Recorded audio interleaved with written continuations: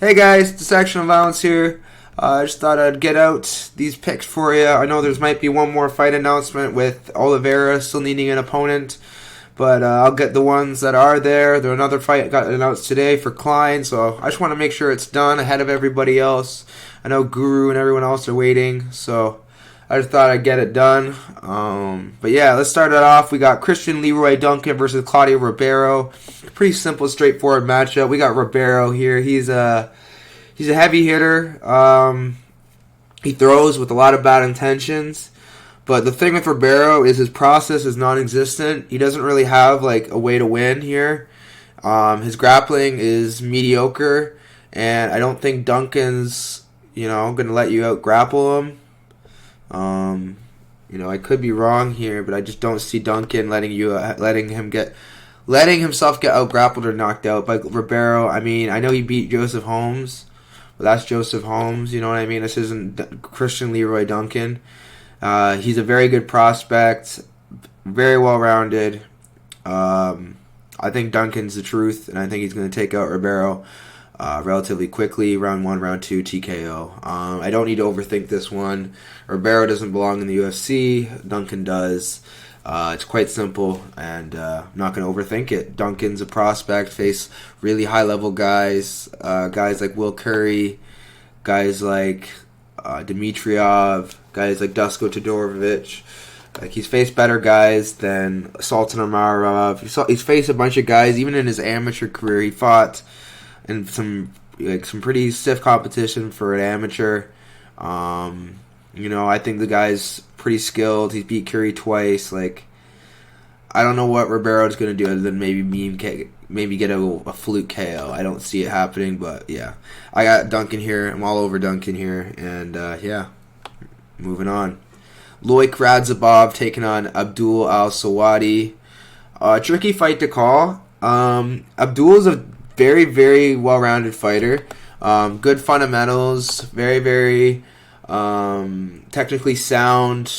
I think he's going to be a lot for Loik to handle. Loik's cardio isn't great when he cuts down to 155. I'm not taking too much out of people saying, oh, the 155 cut is really draining him, because Loik he's a beast, man. He's a veteran, and PFL format was pretty tough, and he made it through that. So I think Loik's gonna, I think he's gonna stay competitive here. I think he might slow down as the fight goes on. So that's why I'm gonna lean Selwady, just outpacing him. But honestly, this is a tricky fight to call. I could see Al-Selwady getting chinned early. Loik has power, and he's definitely not someone you want to sleep on.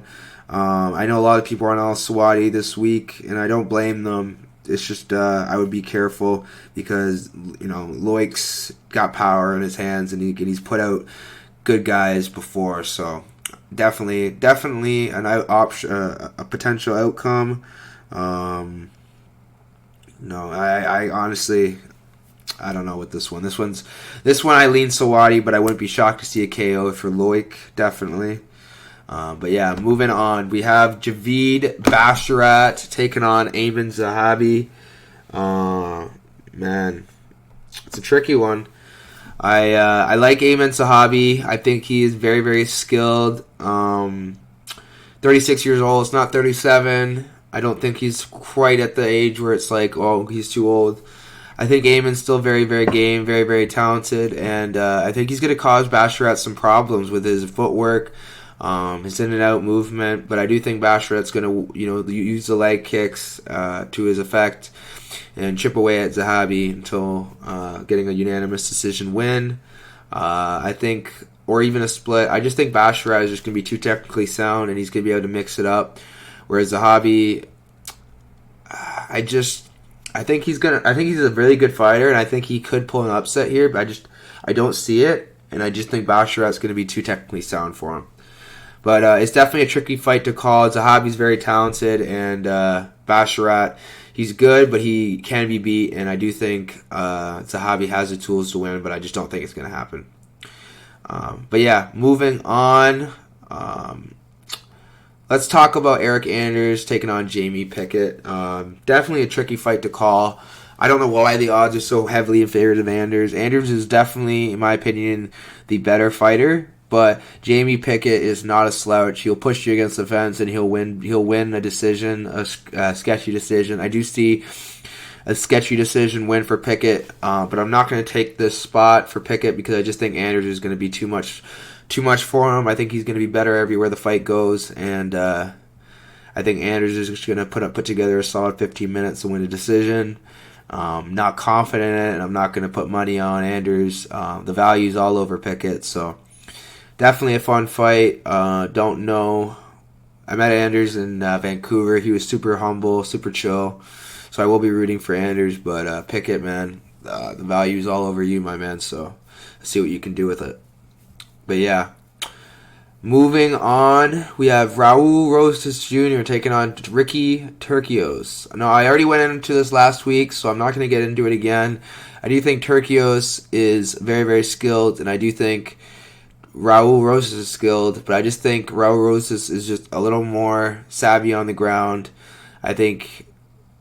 I wouldn't say savvy. He's more skilled on the ground, and I think he can hold position for a few rounds. Maybe even compete on the feet. I don't know. I think Ricky's definitely shouldn't be as big of an underdog. I think it should be like 2-1 at most, but definitely a fun fight I'm looking forward to. Hopefully it happens this week. I don't think it will, but talk about it so you guys can leave me alone. Moving on, Umar Nurmagomedov taking on Bezat Almakhan. Almakhan is very dangerous, well-rounded.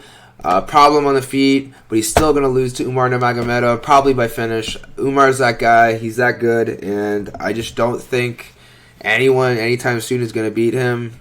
I don't think it's going to happen. I got Umar by second round submission, but I do think this could be a fight where kind of like an Arman Sayukian Islam Makhachev fight where he wasn't supposed to win, but he just showed up. Such a great performance. UFC signed him anyways. I think that's going to be kind of like what we see here. But we'll see. I think Umar is a very, very special talent. I think he can get the submission here. But yeah, going to be a fun one. Moving on, we have Matt Schnell taking on Steve Erceg.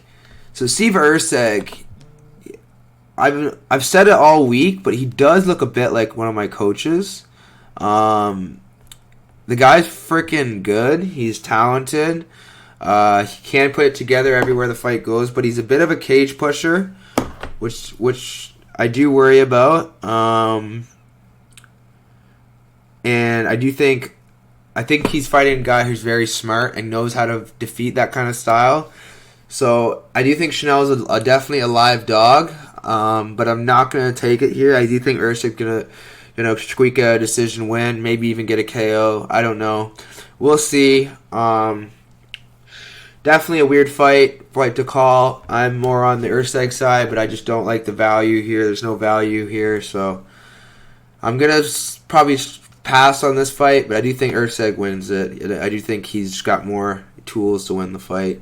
Now, I know this fight isn't on the list here, but Ludovic Klein taking on... my goodness.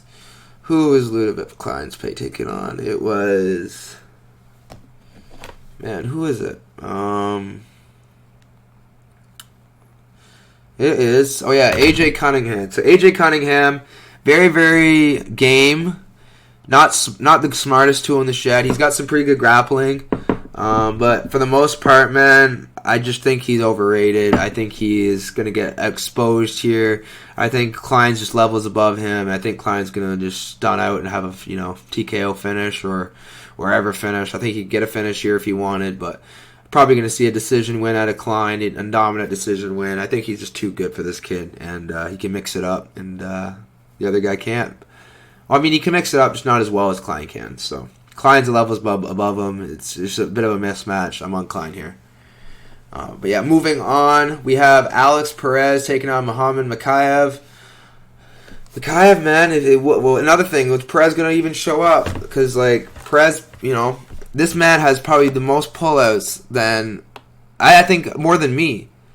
But just for different things. But yeah, yeah, man, that's insane. That's insane. I do think he's going to fight him, and I do think Mokaev's going to get a submission win round 3, just because that's how Mokaev seems to win his fight, submission round 3. His last 3 wins have been submission round 3.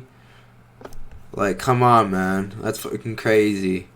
I'm definitely going to play that just to see what happens. Yeah, Mokaev, man. I got Mokaev round 3 submission. You could even get a round 1 submission. I do think Alex Perez is game, but I just don't think he wants to be there in the UFC. I just don't think he cares about his UFC career as much as, say, a Mokaev does. So I'm going to go with Mokaev here, but Alex can grapple, so it might get a little hairy. But I do think, and I do think he's a better striker than Mokaev. I just think Mokaev's going to be too well-rounded, and I think he's going to mix it up better than Perez will. So, fun fight, but I'm on Mokaev. And I think Mokaev wins by submission rounds 1 or 3. Moving on, we have Tyson Pedro versus Vitor Petrino. Tricky fight. Pedro, he's very, very dangerous. Long reach. Long-range weapons. Nice teeps. He's pretty well experienced as well. Good grappling. But, man, they're both so skilled. It's a fight where it's like, I got to take the younger, more healthy, dangerous fighter in Petrino. I think Petrino's like, he's just coming off less mileage, less injuries, not less bad losses. I like Petrino here, but I wouldn't be shocked to see him get chinned. He is hittable, and he can get chinned. But I'm going to go with Vitor Petrino here getting the win. Definitely a fight where I'm going to be watching with popcorn. I would not want to bet on this fight. Just too many outliers. But it could be a live spot here for Petrino. But yeah, man, this is going to be a fun fight. Definitely looking forward to this one.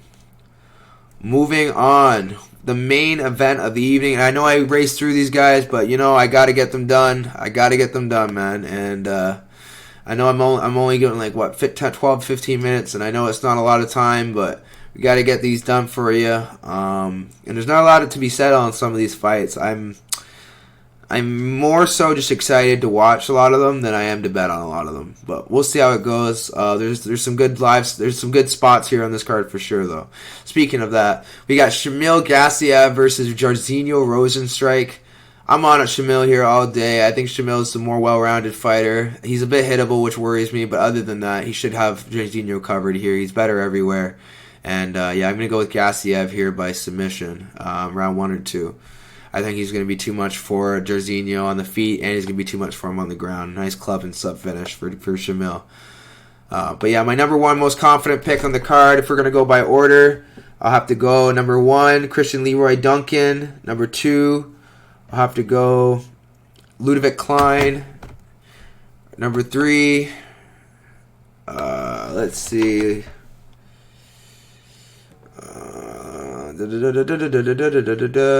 Number 3, alright, I guess that is number 3. Number 4, Mokaev. Number 5, Gaziev. Alright, guys, like, subscribe, you know the drill. I know Basharat is tied with Gaziev, so you guys can leave me alone with that. Like, subscribe, you know the drill. I'll catch you guys next time, and yeah, I'll see you next time.